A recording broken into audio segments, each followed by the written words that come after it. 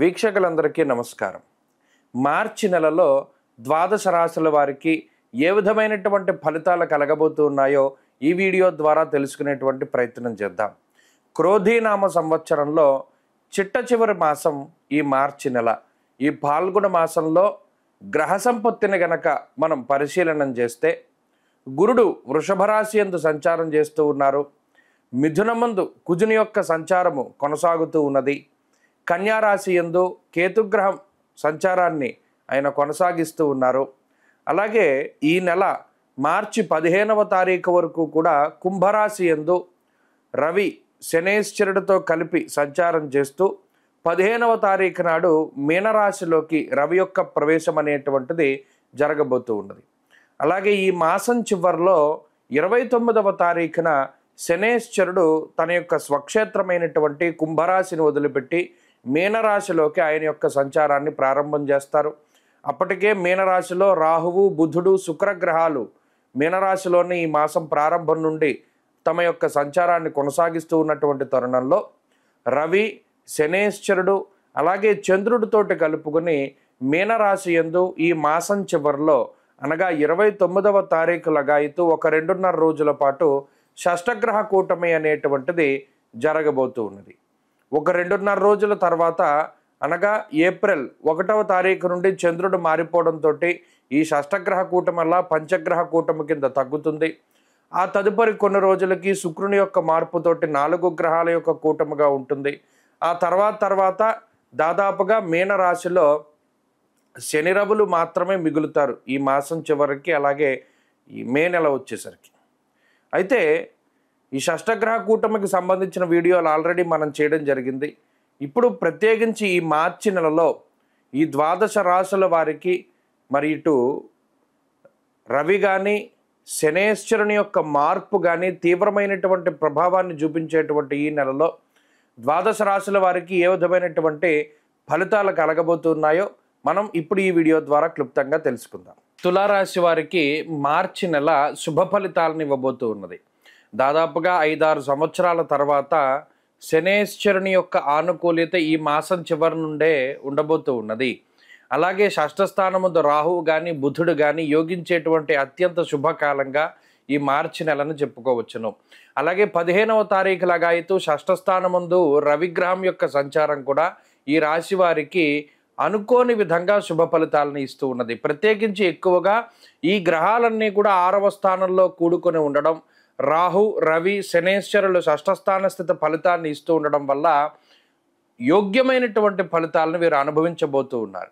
ఇక్కడ ప్రధానంగా ఒక విషయాన్ని దృష్టిలో పెట్టుకుంటే గత కొన్ని సంవత్సరాలుగా లేదా గత కొన్ని నెలలుగా పంచమంలో ఉండేటువంటి శనేశ్వరుడు కానీ మిగతా గ్రహాల తాలూకు స్థితిగతుల వల్ల కార్యహానిర్మనస్తాప అనేటువంటి శాస్త్రవచనం ప్రకారం అటు చేసేటువంటి పని నచ్చకపోయినప్పటికీ ఉద్యోగ, వ్యాపార, వ్యవహార, వ్యవసాయాదులన్నీ కూడా మనం కష్టపడి చేయవలసి వస్తుంది. ఇప్పుడు చేసేటువంటి పని నచ్చుతూ ఉండడము లేదా నచ్చేటువంటి పని చేయడం, ధనధాన్యాది వృద్ధించ స్త్రీపుత్ర సుఖవర్ధనం ఇష్టసిద్ధిరభీష్టార్థ అన్నారు. అనగా అభీష్టం ఏదైతే ఉన్నదో అంటే పలానా అభీష్టం ఉన్నది, పలానా కోరిక ఉన్నది, పలానా డిజైర్ ఉన్నది, అది ఖచ్చితంగా నెరవేరేటువంటి సమయం ఆసన్నమవుతుంది. అంటే మీకు నచ్చినటువంటి విధానంలో మీ జీవితం ఉండడం, అలాగే మీ జీవితంలో సంపాదించేటువంటి మార్గాలు పెరుగుతూ ఉండడం, నచ్చినటువంటి విధంగా పనిచేయడం, ఆ సమయాన్ని ఉపయోగించుకోవడం ద్వారా ఆదాయాన్ని సంపాదించుకోవడం, ఇలా జీవన గమనానికి సంబంధించినటువంటి కొన్ని ముఖ్యమైనటువంటి విషయాలు ప్రభావితం చెందేటువంటి పరిస్థితులు ఉన్నాయి. అలాగే ధైర్యబుద్ధిర్ వీర్యబుద్ధిర్ రిపునాశ సదాశుభం అన్నారు. ఇక్కడ అటు రాహువు కానీ బుధుడు కానీ షష్ఠభావమందు కలిసి ఉండడం, న్యాయస్థానాలకి సంబంధించినటువంటి విషయాలు, బ్యాంకు లావాదేవీలు, అలాగే ఫైనాన్షియల్ మ్యాటర్స్ ఏవైతే ఉన్నాయో అనగా ఏదైనా కొన్ని ఆర్థిక సంబంధమైనటువంటి ఇబ్బందుల్లో ఉన్నప్పుడు, ఆర్థిక సంబంధమైనటువంటి నేరాలలో మీరు ఇబ్బంది పడుతూ ఉన్నప్పుడు, న్యాయస్థాన సంబంధమైనటువంటి విషయాల్లో బాధపడుతూ ఉన్నప్పుడు, వైవాహిక జీవితానికి సంబంధించినటువంటి ఆ జీవిత భాగస్వామికి సంబంధించినటువంటి న్యాయపరమైనటువంటి చికాకుల్ని అనుభవిస్తూ ఉన్నప్పుడు ఈ గ్రహస్థితి ఇప్పుడు మీకు అనుకూలంగా ఉండడం వల్ల పై న్యాయస్థానాలకు సంబంధించినటువంటి విషయాలు ఏవైతే మనం చెప్పుకుంటూ వచ్చామో అవన్నీ కూడా తులారాశి వారికి చాలా అనుకూలంగా ఉంటాయి. అంతేకాకుండా ఒక రకమైనటువంటి శక్తి పెరుగుతుంది. అంటే ఏదైనా సాధించగలం అనేటువంటి ఒక ఆత్మవిశ్వాసం కానీ, దేన్నైనా ఛేదించగలం అనేటువంటి యుక్తి, తెలివితేటలు మనకున్నాయి అనేటువంటి ఒక ధైర్యం కానీ తులారాశి వారిలో ఉంటుంది. అంతేకాక ఏ రకమైనటువంటి అనారోగ్య సమస్య వచ్చినా వాటిని త్వరితగతిన తగ్గించుకునేటువంటి శక్తి ఉంటుంది. రికవరీ రేట్ చాలా ఎక్కువగా ఉంటుంది. అలాగే సహాయం చేసేటువంటి వ్యక్తులు ఎక్కువగా వస్తూ ఉంటారు. ఈ మార్చి నెలలో చాలా అద్భుతమైనటువంటి శుభ ఫలితాలే కనబడుతూ ఉన్నాయి.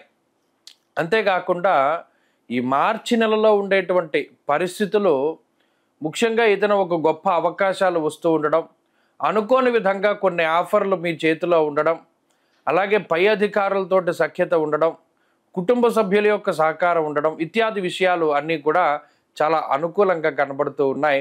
దీనివల్ల ఒక మానసికమైనటువంటి ప్రశాంతతని కూడా మార్చి నెలలో పొందడానికి అవకాశం ఉంటుంది. ఎటు చూసినా తులారాశి వారికి మార్చి నెల చాలా బాగుంది.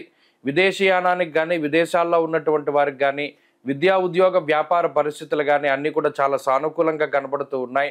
కాబట్టి తులారాశి వారు ఈ మాసంలో మరింత అనుకూలమైనటువంటి ఫలితాలని సాధించడం కోసం అష్టమ గురువు యొక్క దోష నివారణ కోసము ప్రత్యేకించి అనఘాష్టమి వ్రతాలని ఆచరించడం మంచిది. 1.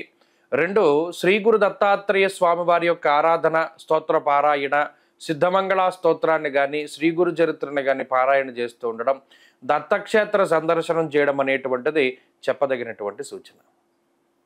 మార్చి నెల 29వ తారీఖు లగాయతు మే 21వ తారీఖు వరకు దాదాపుగా 53 రోజుల పాటు శని రాహువుల యొక్క యుతి మీనరాశి యందు, అందున పర్టికులర్గా పూర్వభాద్ర నక్షత్రం 4వ పాదంలో ఈ 53 రోజుల పాటు శని రాహువుల యొక్క కంజంక్షన్ అనండి, యుతి అనండి, కలయిక అనండి, ఏదైనా సరే ఈ 2 గ్రహాలతో పాటు అంటే ఇక్కడ షష్టగ్రహ కూటమి కూడా జరుగుతోంది. కానీ మిగతా గ్రహాల యొక్క కలయిక కన్నా శని రాహువుల యొక్క కలయిక, ఈ శని రాహువులతో పాటుగా రవి కూడా మీనరాశిలో ఉంటూ ఈ 3 గ్రహాల యొక్క కలయిక తీవ్రమైనటువంటి ప్రభావాన్ని చూపించబోతూ ఉన్నది. అయితే ఇది ప్రకృతి పరంగా ఇబ్బంది పెడుతూ ఉంటుంది.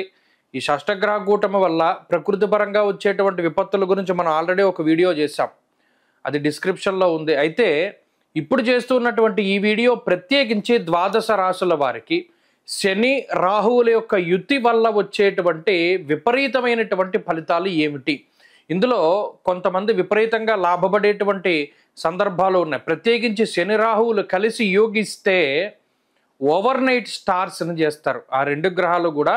అంటే ఎలా ఉన్నవాడైనా, ఉదాహరణకి చూడండి, ఈ కుంభమేళాలో కొంతమంది అలాగే ఓవర్ నైట్లో స్టార్స్ అయ్యారు. అంతా పీక్లో శని రాహువులు యోగిస్తే స్టార్డమ్ వస్తుంది. అది ఏదైనా సరే అంటే ఆర్థికంగా ఉపయోగపడుతుంది, లేకపోతే ఇంకోటి అది ప్రయోజనాన్ని పక్కన పెడితే అంత విపరీతంగా యోగిస్తారు. అలాగే శని రాహువులు ఇబ్బంది పెడితే అంతగానో ఇబ్బంది పెట్టేటువంటి పరిస్థితులు ఉన్నాయి.